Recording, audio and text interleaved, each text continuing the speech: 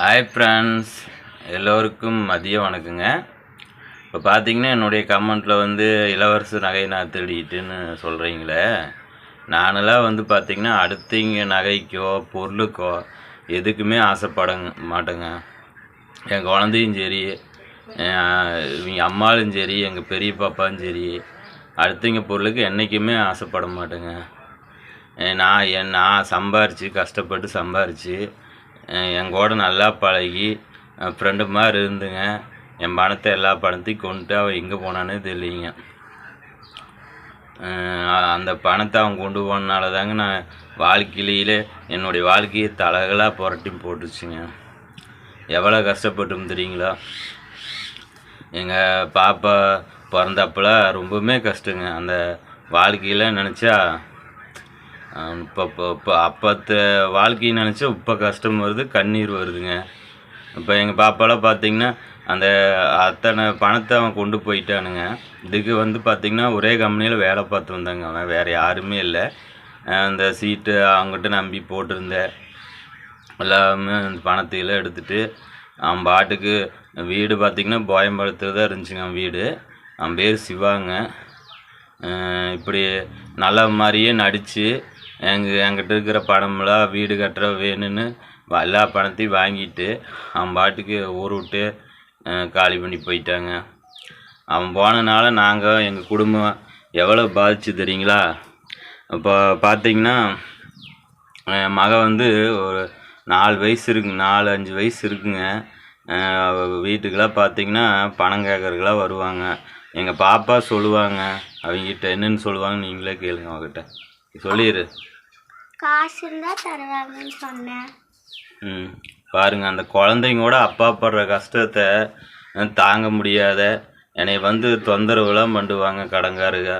அவ்வளோ கஷ்டத்துலேயும் நாம் ஊர் விட்டு போகக்கூடாது, நம்ம இங்கேயே இருக்கணும், நம்மளை நம்பி நிறையா பேர் பணம் கொடுத்துருக்காங்க, இருந்து பணத்தை வந்து நான் கொடுத்துட்டு தான் போகணும். நான் எல்லாத்துக்கும் எல்லா அவமானத்தையுமே பார்த்து சந்திச்சுட்டு தான் இருந்துறீங்களா? நான் வந்து இந்த யார் பொருளுக்கு நான் ஆசைப்பட மாட்டேங்க. எங்கள் பாப்பாவிட்ட கேளுங்க, எத்தனை டைம் நான் தண்ணி அடிச்சுட்டு நான் வீட்டுக்கு வந்திருக்குன்னு அவகிட்டே கேளுங்க. அப்பா தண்ணி அடிப்பார், அப்பா சொல்லிடு. நல்லா சொல்லு. இல்லை. ஏன்னா எங்கள் பாப்பா மூஞ்சி பார்த்துட்டு எனக்கு எப்படிங்க தண்ணி அடிக்கல ஞாபகம்? நீங்களே சொல்லுங்கள்.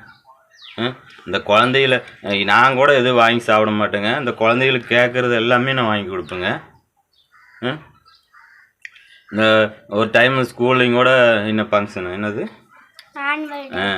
ஆனுவல் டேக்கு நாங்கள் போயிருந்தேங்க. நான் எல்லா பிள்ளைங்க கால்லையுமே கொலுசு இருந்துச்சுங்க. எங்கள் பாப்பாவில் காலில் கொலுசு இல்லைங்க. அப்படியே தலையை குமிச்சிட்டு கண்ணீர் விட்டுட்டு நான் அழுதுட்டு வந்தேங்க.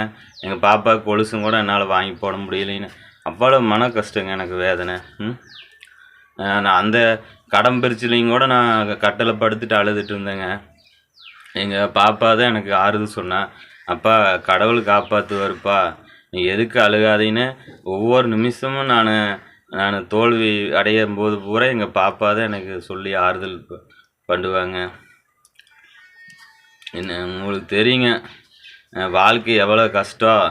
நம்ம குழந்தைகளை வளர்த்துறது, படிக்க வைக்கிறது எவ்வளோ கஷ்டம். குழந்தைகளுக்கு நல்லபடியாக சாப்பாடு கொடுக்கணும், படிப்பை கொடுக்கணும். ஏன்னா அந்த குழந்தைக்கு எதிர்காலம் நல்லா இருக்கும்னு நம்ம நினைக்கிறோம். ஆனால் சில பேர் பார்த்திங்கன்னா தேவையில்லாத கமெண்ட் பண்ணுறீங்க. நான் எப்போவுமே வந்து அடுத்தவங்க பொருளுக்கோ நகைக்கோ நான் ஆசைப்பட மாட்டேங்க. நான் கடன் வாங்கியிருக்கும் கூட கொஞ்சம் கொஞ்சமாக தான் கொடுத்துருக்குறேன் இது வரைக்கும். நானெல்லாம் ஊர் விட்டுலாம் காலி வண்டி போகலைங்க. நான் இங்கேயே தான் இருக்கிறேன். என்னை ஏமாத்துனீங்க வேணால் ஊர் விட்டு போயிட்டாங்க, கண்காங்காத இடத்துக்கு போயிட்டாங்க. இப்போ இளவரசெல்லாம் பார்த்திங்கன்னா சொல்கிறீங்க, குடிகார சேர்ந்துட்டு குடிச்சிட்டு இருக்கிறீங்க சொல்கிறீங்க. இளவரசு அந்த குடி மட்டும்தாங்க இளவரசு. இது வேறு ஒன்றும் தப்பெல்லாம் பண்ணுறது இல்லைங்க. அது வந்து பழகிட்டுனா நானே சொல்கிறேன், தம்பி நீ இந்த மாதிரிலாம் குடிக்காதேன்னு நான் சொல்கிறேன்.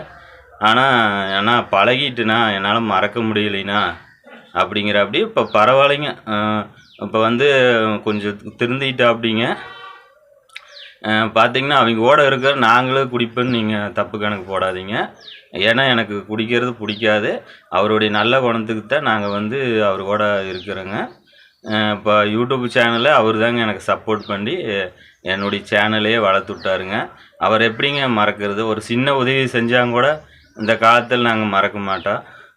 அப்படி இருந்தால் எப்படி இது இவ்வளோ பெரிய உதவியை செஞ்சுருக்கிறாரு. அந்த உதவி நாங்கள் எப்படி மறக்கிறது சொல்லுங்கள். சும்மா நான் கத்தாழை ஜூஸ் கொடுத்ததுக்காக ஒரு சேனலில் பண்ணி கொடுக்குங்கிறது சாதாரண விஷயம் நினைக்கிறீங்களா? அப்படிலாம் இல்லைங்க.